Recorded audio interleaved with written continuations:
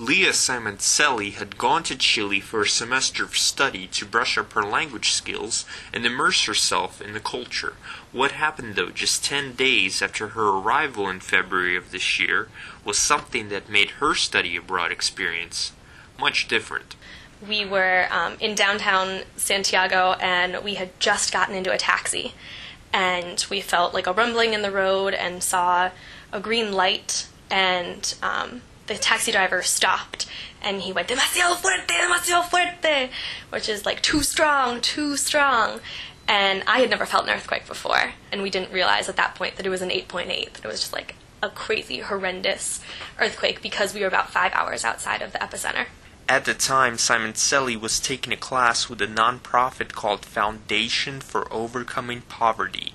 Once the earthquake struck, leaving 45,000 homeless, the organization took Simoncelli and other students to the epicenter. They showed us a town where there was an earthquake and then a maremoto, which is a tsunami, wiped out the town. And then we went and played with some children who grew up by the sea and then were really, really afraid of the sea because the sea came and pretty much wiped out their homes and their livelihood. And a lot of people in the south worked as fishermen, so their boats were gone, so they just didn't have a way to make money anymore. So luckily there were a lot of nonprofits that came in to help the people, and we got to take some of the children by the hand and walk down to the sea and play games with them in the sand so that they could get reacquainted with the ocean and not be afraid of it forever. But that was just a one-day trip. So then later on in the semester we took a weekend trip with Un Techo para Chile, a roof for Chile, which is the organization that we're fundraising for tonight at Seaburger.